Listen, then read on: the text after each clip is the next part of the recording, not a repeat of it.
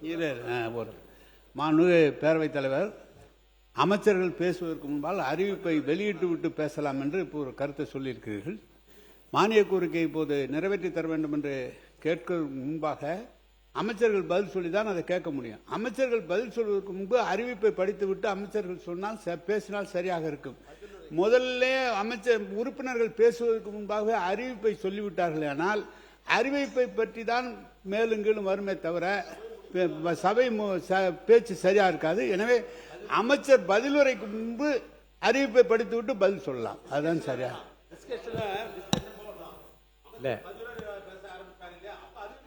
இல்லை நான் ஏதாவது இல்லைங்க, அதாவது மானிய கோரிக்கையுடைய கொள்கை விளக்க குறிப்பு உங்களுக்கு முந்தின நாளே வந்துடுது. மானிய கோரிக்கைகளை ஒட்டி அறிவிப்பு அரசினுடைய புதிய திட்டங்களை பற்றி அவர் சொல்லுகின்றார்கள். இந்த அறிவிப்பு முன்னுரையாக ஏதாவது கூறுகிற போதே கூறுகிறது மூலமாக உங்கள் கையில் வந்து விடுகிறது. அப்போது அடுத்து பேச வருகின்ற உறுப்பினர்கள் உங்கள் முன்னுரையிலேயே நீங்கள் பேசுகிற போதே மானிய கோரிக்கையின் மீதும் பேசலாம், கொடுத்திருக்க அறிவிப்புகளை ஒட்டியும் சில ஆலோசனை கூட நீங்கள் சொல்வதற்கான வாய்ப்பு. நீங்கள் எல்லாம் பேசி முடியுங்க. நீங்கள் எல்லாம் பேசி முடித்த பிறகு அந்த அறிவிப்புகளில் வருகிற பட்சம் எப்படி பேச முடியும்?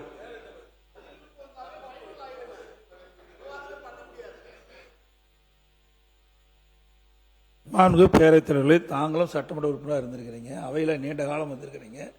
எப்பொழுதுமே அமைச்சருடைய பதிலுரைக்கு பிறகுதான் அவருடைய அறிவிப்பு இருக்கும். அதுதான் முக்கிய தத்துவம். எல்லாரும் உறுப்பினர்களும் அதை எதிர்பார்த்துட்டு இருப்பாங்க. ஆளுங்கட்சியாக இருந்தாலும் எதிர்கட்சியாக இருந்தாலும் தாங்கள் பேசிய பிறகு, தங்களுடைய தொகுதி சம்பந்தமாக பேசிய பிறகு அந்த தொகுதியில் தங்களுடைய தொகுதிக்கு ஏதாவது அறிவிப்பு வருமானு எதிர்பார்ப்பாங்க. அது மட்டும் இல்லை, அறிவிப்பு கொடுத்துட்டா எல்லா தொலைக்காட்சியிலையும் ஊடகங்களும் இதுதான் வந்துகிட்டு இருக்கும், அமைச்சருடைய பதில் வராது. ஆகவே ஏற்கனவே இருப்பதை போல புதிய அறிவிப்பின் நோக்கமே அறிவிப்பு கொடுத்தா சரியா இருக்கும். இல்ல புதிய அறிவிப்பின் நோக்கமே அரசனுடைய புதிய திட்டங்கள் என்ன, ஏற்கனவே இந்த திட்டங்களை ஒட்டி அவர் எடுத்த நடவடிக்கை என்ன என்பதை பற்றி அறிவிப்புகள் தான் வருகிறது. இல்லை இருங்க, அதாவது நோக்கம் என்ன என்றால் அரசு எடுத்திருக்கிற நடவடிக்கையுடைய முத்தாய்ப்பு. இல்லை உட்காருங்க உட்காருங்க உட்காருங்க உட்கார் உட்கார் அவர் தான் பேசுறாரு, நீங்க உட்காருங்க. இல்லை அரசினுடைய முத்தாய்ப்பான திட்டங்களை மக்களுக்கு கொண்டு சேர்ப்பதில் தான் அறிவிப்புகளே இருக்கிறது. அந்த அறிவிப்புகளை உட்காருங்க உட்காருங்க உட்காருங்க உட்காருங்க உட்காருங்க உட்காருங்க. மாண்பு உறுப்பினர் தங்கம் தென்னரசு அவர்கள், எனக்கு எல்லா கருத்தையும் கேட்கலாம், கேட்டு நான் முடிவு சொல்றேன். பேரவைத் தலைவர்களே, நீங்கள் ஒரு கருத்தை சொல்லுகிறீர்கள். நான் ஒரு பொதுவாக ஒன்று சொல்றேன். இப்போ ஒரு திரைப்படத்துக்கே போறோம்னு வச்சுக்கோங்க, இந்த திரைப்படத்தில் கிளைமேக்ஸ்ன்றது கடைசியாக தான் இருக்கும். எப்படியுமே நீங்கள் ஒரு 2 மணி நேரம் இருக்கத்தானே போக போறீங்க, அதெல்லாம் பார்க்கத்தானே போறீங்க. அதனால போய் உட்கார்ந்த உடனே கிளைமேக்ஸ் முதல்ல போட்டுருவோம். அதை கிளைமேக்ஸ்லாம் பார்த்துட்டு அதுக்கப்புறம் அந்த படத்தை அவர் எப்படி டைரக்ட் பண்ணியிருக்காரு, எப்படி எல்லாமே நம்ம பார்த்து மெதுவாக அந்த திரைப்படத்தை பற்றி எப்படி வேணாலும் நம்ம அதை பற்றி கருத்து சொல்லிக்கலாம்னு சொன்னா அது அவ்வளவு தூரம் சரியா இருக்குமா? எனவே என்னுடைய கருத்து என்னன்னா, கிளைமேக்ஸே பார்க்காம மக்கள் போயிடுற கவலையில் நான் சொன்னேன். இல்ல கிளைமேக்ஸ் யாருமே பார்க்க மாட்டாங்க. கிளைமேக்ஸை நிச்சயமா பார்ப்போம். உங்களுடைய கிளைமேக்ஸ் பேரவைத் தலைவர்களே, முடிச்சிடறேன். என்ன இன்னைக்கு ஒரு லைட்டர் வேணும். ஐம் சேயிங், இன்னைக்கு காலையிலேருந்து ஒரு முடிவில் என்ன பண்றீங்கன்னா, எதை முதல்ல சொல்லி எதை பின்னால சொல்றதுன்றது காலையில் வந்த உடனே அவர் பள்ளிக்கல்வித்துறை அமைச்சரை நீங்க பதில் சொல்லி அப்புறம் நீங்க பேசுங்க கேட்டுங்க அப்படின்றீங்க. இப்ப நீங்க அறிவிப்பெல்லாம் முன்னால விட்டுட்டு அப்புறம் திருப்பி அதில் பேசுங்கன்னு சொல்றீங்க. பேரவைத் தலைவர் தூங்கிட்டும் படுத்துக்கிட்டும் பொத்திக்கிட்டும் படுத்துக்கலான்ற ஒரு முடிவுக்கு பேரவைத் தலைவர் விட்டீர்களா என்பதை நான் அறிய விரும்புகிறேன். எதிர்கட்சி தலைவர் பேசுங்க.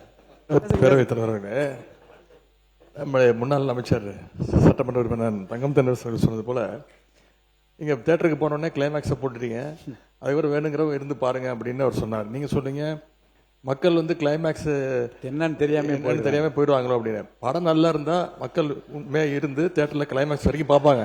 நீங்க சொல்றதை பார்த்தா இந்த படம் எப்படியும் ஓடாது, இந்த படம் நல்லா இருக்காது, அதனால முதல்ல கிளைமேக்ஸை போட்டுருவோம் அப்படின்னு சொல்ற மாதிரி இருக்கு. மாண்பு சமூகத்தை அமைச்சு சொல்லுங்க.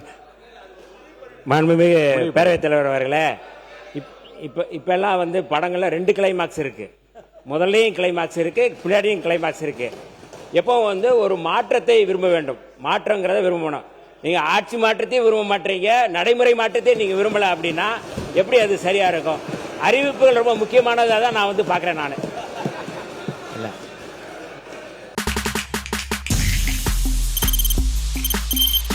தவிர்க்க முடியாத தம்ப்நெயில்ஸ். கலக்கலான கண்டென்ட்ஸ், சினிமாவும் சீரியஸ் பிரச்சனைகளும், பல வருடங்கள் இடைவெளிக்கு பிறகு இந்த படத்துல ஒரு கலகலப்பும் கைகலப்பும், போயிட்டே தான் இருக்காரே தவிர பிரேக்கே இல்லாமல் பிரேக்கிங் நியூஸ் சொல்லும் தந்தி டிவி ஆப். இன்ஸ்டா தலைமுறை வரை இறங்கி அடிக்கும் தந்தி டிவியின் டிஜிட்டல் எக்ஸ்க்ளூசிவ். அது தண்ணிக்குள்ள போகும்போது ஹேங் ஆயிடுச்சு. உங்களுக்கு விஜய் சார் எந்த அளவுக்கு ரொம்ப பிடிக்கும்? Of course, Malayalis are huge Vijay sir fans. ரெண்டு பேருமே ரொம்ப பிடிக்கும் எனக்கு. தந்தி டிவி ஆப்பை இலவசமா டவுன்லோட் செய்யுங்க. ஃபாலோ பண்ணுங்க, சப்ஸ்கிரைப் பண்ணுங்க, என்ஜாய் பண்ணுங்க.